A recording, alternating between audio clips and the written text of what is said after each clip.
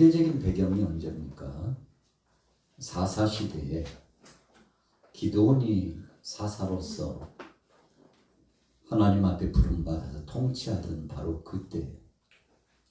그때에 오늘 룻기서의 이 이야기가 진행되고 있는 때입니다. 미디안 족속들이 수시로 쳐들어와 가지고 나라를 어지럽힙니다. 외세 침략을 받는 것은 힘 있을 때는 오히려 역으로 제압해 가지고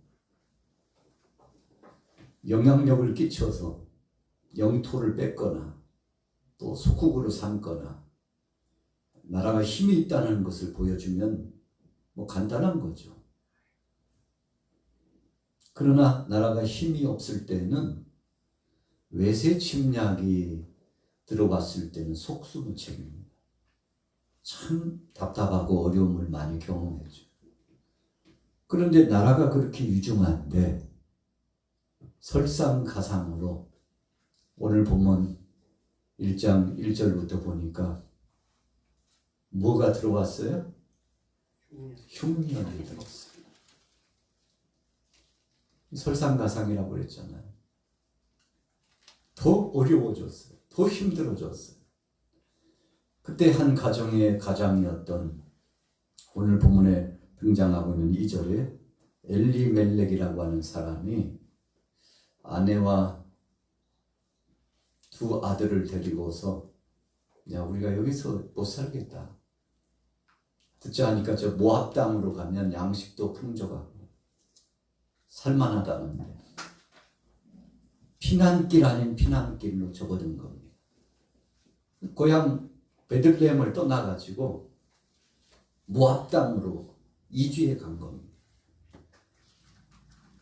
그런데 모압 땅에 가가지고 산지 한 10여 년 만에 가족들을 데리고 모압으로 진행해 나갔던 그 주인공격인 엘리멜렉도 죽고 또 두 아들이 결혼해서 결혼 생활을 잘 하나 싶었는데 두 아들마저도 죽게 됩니다. 여러분 참 비극 중에 비극 같은 삶이 오늘 이 가정에 일어났잖아요. 그런데 바로 그런 순간에 바로 그런 그때에 하나님께서 어떻게 역사하셨는지가 룻기서의 핵심적인 포인트입니다. 나라가 위태위태하고 어려울 때 충성된 애국자를 확인해 볼 수 있다고 그러잖아요. 가정이 참 힘들고 어려울 때 가족 간의 끈끈한 정과 사랑으로 뭉쳐서 역시 가족은 좋은 것이야 라고 이렇게 고백할 수 있는 기회가 주어지는 거죠. 교회도 마찬가지입니다. 그냥 평시에 아무런 일이 없었을 때보다도 위기가 찾아오고 혼란스럽고 문제가 과중되었을 때 정말 진짜로 교회를 사랑하는 사람이 누구고 교회를 사랑치 않는 사람이 누군가가 확 드러납니다. 여러분 바다가 평시에는요 그냥 잔잔한 호수 같아요. 그런데 태풍이 불어오면 속이 어떻게 돼요? 확 뒤집어집니다. 제가 어렸을 때요 거의 비포장이었잖아요. 버스를 타고 외갓집을 가는데 저는 관촌이 고향이잖아요. 외갓집이 진안군 북이면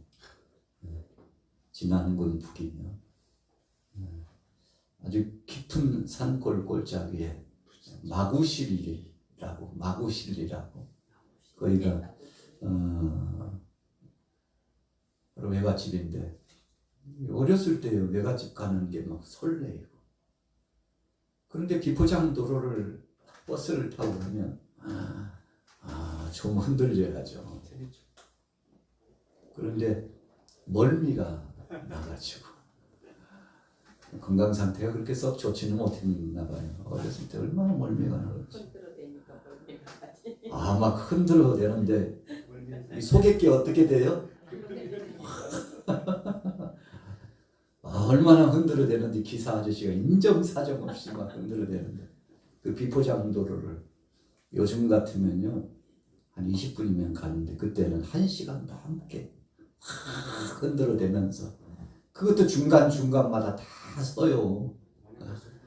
이러다가 날 새겠다 싶을 만큼 결코 힘든데 여러분 속에 있는 것이 그런데 언제부턴가 이제 청년이 되고 조금 건장해지니까 언제 그랬느냐 멀미가 더 이상 발생하지 않더라고요. 할렐루야.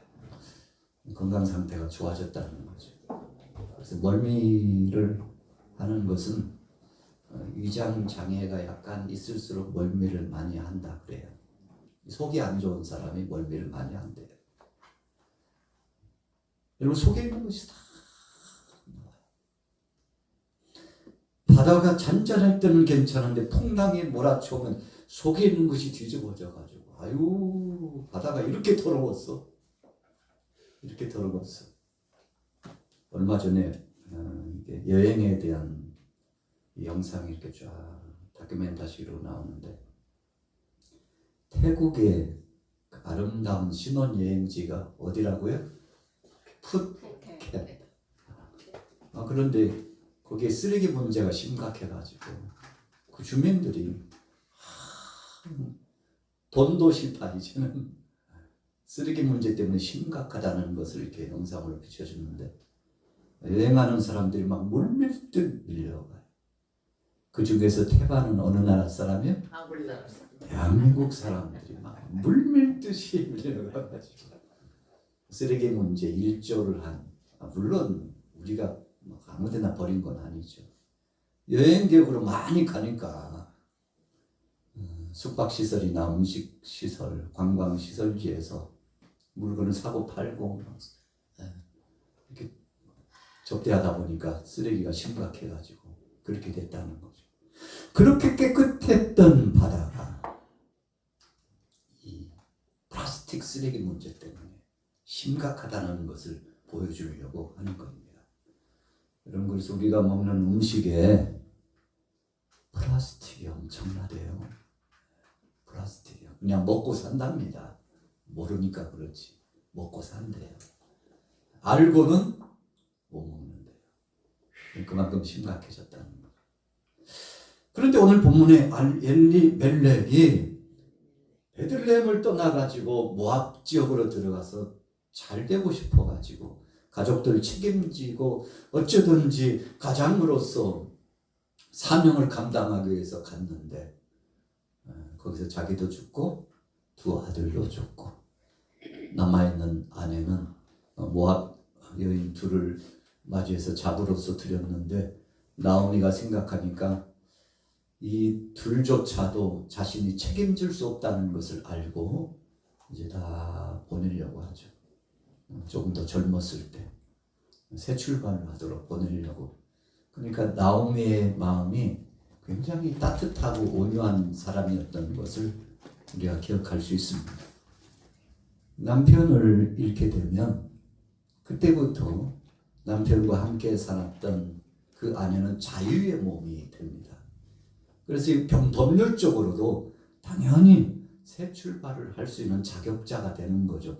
그런데 이 당시도 마찬가지였습니다. 그래서 나오미는 이제 자기가 어떻게 해가지고 아들을 낳아서 이 자보들에게 후사를 잇도록, 이 당시에는 그랬잖아요. 형이 결혼했는데 후사가 없으면 동생이 그 형수와 더불어서 함께 가정을 이루고 후사를 대신 이어주는 것이 당연한 거였죠.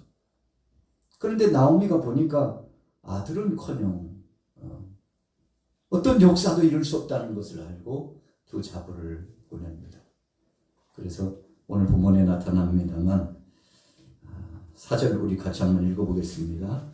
4절 시작. 그들은 모압 여자 중에서 그들의 아내를 맞이하였는데 하나의 이름은 오르바요 하나의 이름은 루시더라. 그들이 거기에 거주한 지 10년쯤에 말론과 기럨 두 사람이 다 죽고 그 여인은 두 아들과 남편의 뒤에 남았더라. 큰아들 이름이 뭐예요? 말론. 둘째 아들 이름이 기럨. 그러면 말론의 아내는 누구예요? 지난번에 한 번 제가 말씀드렸는데 그런데 여러분들이 대답 다 하기 전에 우리가 성경을 봐야죠. 자, 룻기서 4장 10절을 찾아볼게요. 룻기서 4장 10절. 룻기서 4장 10절 우리 같이 읽어보겠습니다. 시작. 또 말론의 아내 모압 여인 룻을 사서 나의 아내로 맞이하고 그 죽은 자의 기업을 그 이름으로 세워. 자, 말론의 아내가 누구예요? 룻이라고.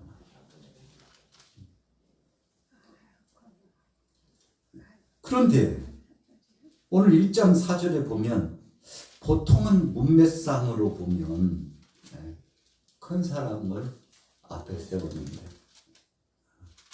이상하게 작은 사람을 앞에 세우고 큰 사람을 뒤에 세웠잖아요. 착각할 수 있어요. 여러분들의 잘못이 아니에요. 그런데 이 혼돈스러운 이 앞뒤의 문맥의 바뀜을 4장 10절에서 바로 잡아주잖아요.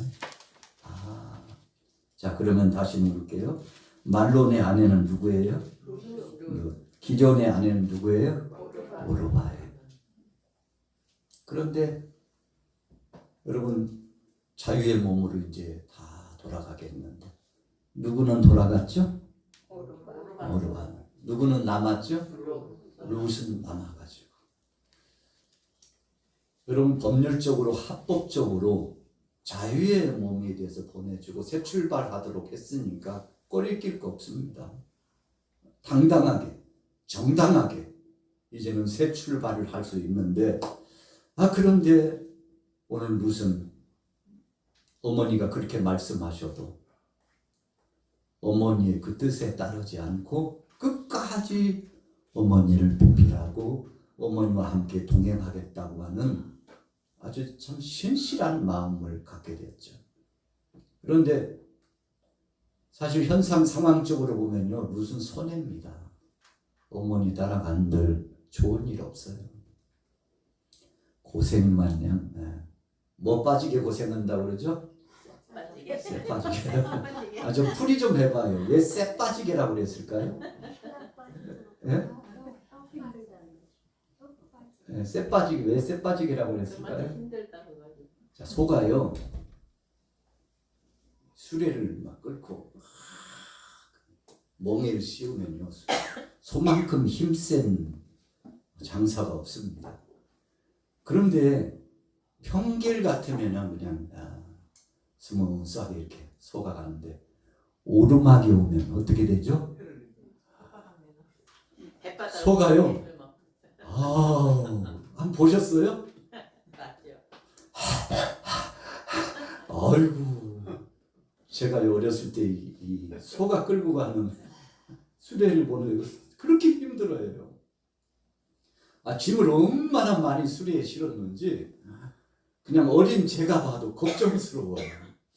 그런데 지혜로운 농부는요 소를 한 마리만 하지 않고 옆에다가 멍에 하나를 더 해가지고 쌍소를 갖다가 씌워가지고 그러면 얼마나 잘 가는지 몰라요. 그런데 여러분 좀 부유하고 돈 있는 사람들은 그렇게 하지만 좀 없는 사람은 한 마리 소가 담당해야 되는데 소가 너무 힘들어가지고 막 혀를 내미는데요. 그래서 힘들면 어떻게 해요? 쇠가 빠지게. 거기서 나왔습니다. 룻이 어머니 나오미 따라가면 고생문이 활짝 열렸어요. 나이 드신 어머님이 이제 봉양해야 되잖아요. 자기 앞가림도 지금 하기 힘든데 어머니 모셔야 되는 이 참 말도 안 되는 상황인데 그의 동서 이름 누구였죠? 오르바는요. 머리가 비상했어요. 야, 기회는 이때야. 정석으로 합법적으로 주신 이 기회를 내가 놓치면 안 되지 하고 갈 곳으로 가서 그 이후에요 성경에 오르바 이야기는 없습니다. 근데 고생을 바가지로 쓰고 그냥 뭐 빠지게 고생할 그 길을 룻은 선택했는데 육신적으로 보면요 참 고생스러운 길이에요. 아무도 가지 않는 길이에요. 그런데 룻은 무엇 하나 가지고 선택했을까요? 믿음 하나 가지고. 왜 룻이 그냥 어쩔 수 없이 체면 차례로 예를 갖추기 위해서 한 게 아니고 정말 믿음으로 했다는 것이 오늘 본문의 주제예요. 몇 절이죠? 1장? 1장?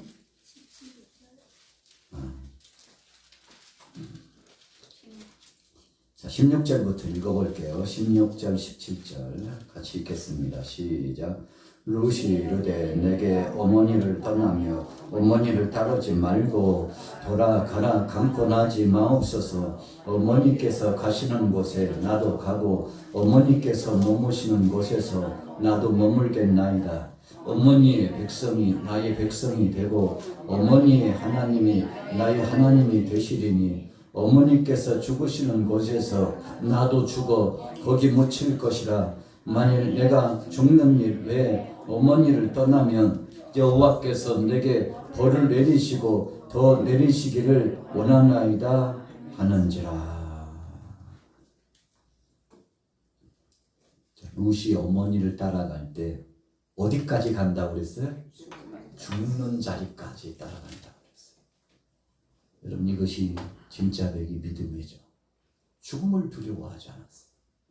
죽음 이후에 영원한 그 세계가 있고 하나님께서 보상해 주시고 상을 주시는 영생 복락의 그 은혜의 역사를 바라보고, 그러니까 룻은 그냥 간 것이 아니고 멀리 영적인 은혜의 세계 하나님 나라를 바라보고 하나님께서 심판주요 사람의 생사화복은 사람의 손에 달려있지 않고 하나님께 달려있다는 사실을 알고 자신의 남편도 또 시아버지도 하나님께서 친히 뜻이 계셔서 데리고 가셨고, 그렇다면 하나님께서 내 인생도 어머니의 삶도 책임져 주실 것이라는 이 신실한 믿음을 멀리 환상을 보듯이 바라보면서 믿음을 가지고 쫓아간 겁니다.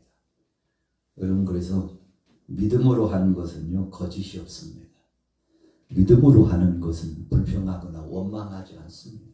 믿음으로 하는 것은 누구의 탓을 하지 않습니다. 왜요? 하나님이 섭리 가운데 계획을 가지시고 운행하시고 좌정하신다는 이 역사적인 섭리의 관점에서 모든 것을 해석하고 결론을 가지고 있기 때문에 그렇습니다. 이 룻이 대단한 여인이죠. 하나님 한 분만 바라보고 어머니가 믿는 그 하나님, 어머니가 쫓아나가는 신실하신 그 하나님을 바라보고 나아갔던 거죠. 나오미가요 그냥 얘 차리려고 빈말하는 거요 한번 두고 보자고 시험해 본 것 같아요. 며칠이나 가겠어? 저 마음과 결심이 그랬던 것 같아요. 자, 본문의 문맥에 그런 뉘앙스가 확 풍깁니다. 몇 절에 나오죠? 18절에. 자, 18절 읽어볼게요. 시작. 나오미가 룻이 자기와 함께 가기로 굳게 결심함을 보고 그에게 말하기를 그치니라. 나오미가 테스트 했어요, 안 했어요? 테스트 했다 이겁니다. 에휴, 지 동생 먼저 갔는데 체면 치레로 그냥 나 듣기 좋으라고 그러는 거지 뭐 며칠이나 가겠어 하고 계속 시간이 지나도 룻은 변치 않고 이 애가 진심이었구나. 여러분 룻이 감동을 합니다. 나오미가 감동합니다. 그 차고 이 룻을 보고서 감동이 빈말이 아니었구나. 진심이었구나. 하나님 앞에서 신실한 믿음으로 한 말이었구나. 이 룻은 하나님을 두려워하는구나. 하나님이 모든 것을 하셨다고 믿는 신실한 믿음이 있구나. 여러분 어느 대목에서 그렇게 알 수 있죠? 17절 후미에 보세요. 자, 여호와께서 읽어봅니다. 시작. 여호와께서 내게 벌을 내리시고 더 내리시기를 원하나이다. 어떻게 하면요? 약속하고 맹세했다가 어머니 떠나면. 그러니까 처음에는 그냥 감정에 끌려서 의지적으로 했는데 나중에 막상 경험해 보니까 이것은 장난이 아니에요. 야, 내가 왜 그런 말을 했는지 막 후회도 되고, 그래가지고 어떤 이유와 어떤 핑계거리를 찾아가지고라서라도 내가 합법적으로 다시금 처음에 어머니가 말씀했던 그 자리로 되돌아가리라. 내가 이렇게 하면 어머니가 야야야야 너 할 만큼 했어. 그러니까 이제는 자유의 몸이야. 가. 이만큼 한 것만 해도 내가 감동이고 내 마음이 뜨겁다. 그러니까 이제는 너는 자유야. 가. 내가 그러니까 처음에 그랬잖아. 너 떠나라고. 막 눈물을 보이면서 어머니 제가 이럴 줄 모르고요. 어머니하고 몇 달 살다 보니까 이건 아닌 것 같아요. 이건 아닌 것 같아요. 어머니 용서해 주세요. 하고 마음이 변심될 거라고 생각을 했는데 변심은커녕요 더 굳어져요. 더 굳어져요. 여러분 룻이 뭐라고까지 하겠습니까? 제가 혹시라도 어머니를 떠나면 하나님이 저에게 벌을 내리시고 또 큰 벌을 겹겹이 벌을 하나님이 내리시기를 원합니다.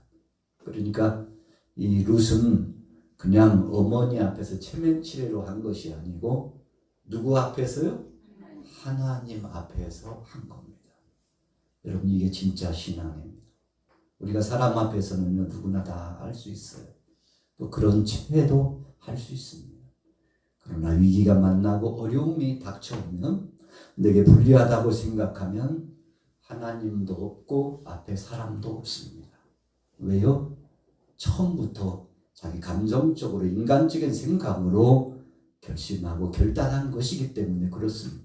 그러나 오미하신 하나님 앞에 눈동자같이 살피시는 하나님 앞에서 하나님이 생사화복을 주관하시고 사람이 잘되고 또 때로는 내리막으로 꺼져지고 다시금 회복돼서 올라오는 이 모든 죽고 사는 생사화복의 문제는 하나님이 복을 주시기도 하고 화를 주신다는 사실을 명명백백 고백했던 믿음의 사람은 어떤 상황이 와도 여러분 어떤 상황이 와도 그것을 감사로 받아들입니다.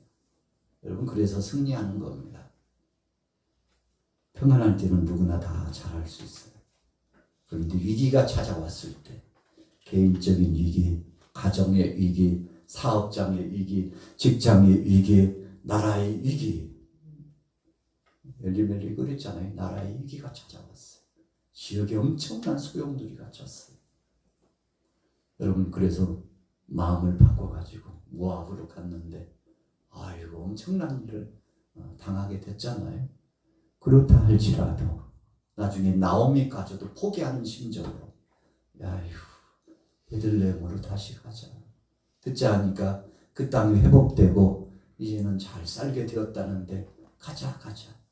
그런데 여러분 모압 지역에서 새순처럼 새로 출발한 룻은요 놀라운 믿음을 갖고 있었어요. 아휴 저까지 우리하고 살다 보니까 흉내 좀 내는 거지 생각했는데 이방인 출신 주제에 조금 떨어뜨리면요 이방인 출신 주제에 예수님 앞에서 가나안 여인이 그랬잖아요. 저희들은 개 같은 자입니다. 주님이 말씀하신 것처럼 학대받고 조롱당하 마땅합니다. 그러나 개들도 주인의 상에서 부스러기를 먹나이다. 여러분 이 위대한 고백을 주님 앞에 하니까 예수님께서 감동해가지고 가나안 여인에게 치유와 회복과 구속의 은총을 그에게 선물로 주시지 않습니까? 아멘. 오늘 루시오 진짜 이 신앙이었어요. 우리 같이 따라해 보겠습니다. 하나님 보면, 하나님 바라보면 끝까지 승리합니다. 여러분, 우리가 가정의 달을 맞으면서 오늘 어버이 주일이가 아니고 그래서 또 얼마 전에 이렇게 이 말씀을 상고했는데 한 번 더 이 말씀을 묵상하는 것은 어머니의 하나님이 나의 하나님. 우리 사회하신 김진애 권사님, 여러분들의 하나님이 되기를 바랍니다. 오늘 루시 고백한 그 하나님이 우리의 하나님인 줄로 믿습니다. 여러분, 그 하나님이 하셨다고 고백하니까 어머니가 믿는 그 하나님이 나의 하나님, 역사적인 그 하나님을 인정하는 거예요. 그래서 그 하나님은 변치 않고 나와 함께 하시리라고 믿고 쫙 나갔더니 하나님께서 웬일인 거요? 룻에게 보아스를 만나게 해 주셔가지고 새로운 가정을 일구고 후사까지 있고 이제 사랑의 띠로 뭉쳐가지고요 가정을 이루는데 나오미가요 룻께서 꿈에 읽어보세요. 얼마나 행복해하는지. 그 손주 하나님이 허락하신 생명의 그 새 생명을 안고서 얼마나 기뻐하는지 한번 생각해 보세요. 인생 다 끝났다고 생각했는데 하나님이 선물로 보아스를 만나게 해주고 룻이 새 출발을 하게 해주고 그것도 생명의 씨를 선물로 주고 그래서 하나님 앞에 이제는 후사를 이어가지고 조상 후대까지 만대까지 복을 누릴 수 있도록 역사해 주셨는데 여러분 바로 이 가정에 예수 그리스도께서 오시게 되는 영광스러운 역사가 나타나게 되지 않습니까? 바로 이 가정을 통해서 다시 하나님의 은혜 가운데 출현하게 되는 복을 주셨지 않습니까? 여러분 그래서요 우리가 겉보고는 몰라요. 지금 보고는 몰라요. 앞으로 10년 후에 20년 후에 우리 양마교회에 어떤 역사가 일어날지 우리는 기대가 됩니다. 할렐루야. 오늘 룻기를 보면 그래요. 여러분들의 가정에요. 여러분들 자신과 사랑하는 후세대들을 보면서 기대감을 가지세요. 어떻게 될지 몰라.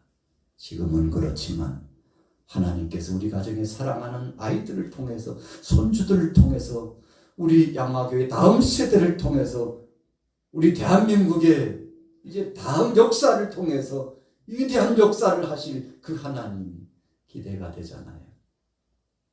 작년에서 올해 넘어오면서 많은 일을 겪었는데 지금 한번 보세요. 하나님께서 질서를 다 잡으셨는데 채로요 흔들고 까부르고 그러면요 알곡은 모아가지고 쏴 들고 쭉정이는요 다 날아가요. 여러분 쭉정이는 다 날아가게 돼 있습니다. 진짜 배기만 두두두두두 떨어지죠.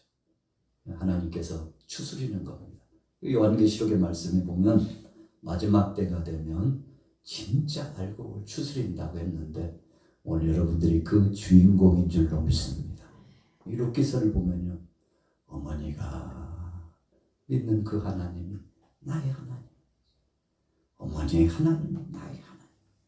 그래서 죽는 자리까지 가겠다고. 이 룻은요 죽기까지 각오하고 나갔어요. 예수님 말씀하신 것처럼 살고자 하는 자는 죽을 것이요 죽고자 하는 자는 살 것이라고 말씀했는데 오늘 여러분들이 우리 교회를 위해서 여러분들이 셈업을 위해서 자녀들을 위해서 우리 어버이들이 참 헌신하는 그 헌신이 대단하지 않습니까? 우리 교회가 40여 년 중반을 넘어가면서 이제 50년을 바라보고 있는데 지금까지 역사하셨던 그 하나님의 역사를 한번 보세요. 지금까지 수고하고 헌신했던 사람들을 보세요. 다 그 몫을 다하고 수고했는데 지금 현재 우리의 몫을 잘 감당하다 보면 주님께서 또 다른 사람을 세우셔서 우리 양마교회를 창대케 하시고 거룩하고 보배롭게 역사하여 주실 줄로 믿습니다. 그럼 우리가 계속 이 자리에 있는 거 아닙니까? 언젠가 때가 되면 하나님께서 새로운 사람들을 세우시는데 10년이 지나고 20년이 지나고 30년이 지나면 다음 세대들이 확 그냥 우죽순처럼 죽순 보세요. 그냥 비 살짝만 오고 나서 동산에 올라가 보면 쑥쑥 올라오는 소리가 들려요. 이게 무슨 소리야? 나중에 보면 죽순이 팍 터트리고 올라오는 소리인데 오늘 여러분들의 가정에 이런 창대한 역사가 있으시기를 예수님의 이름으로 축원합니다. 기도하겠습니다. 은혜로우신 하나님 감사합니다. 지금까지 지내온 것 주님의 은혜라고 했는데 함께 하신 하나님 감사합니다. 찬양과 경배를 받아 주시옵소서.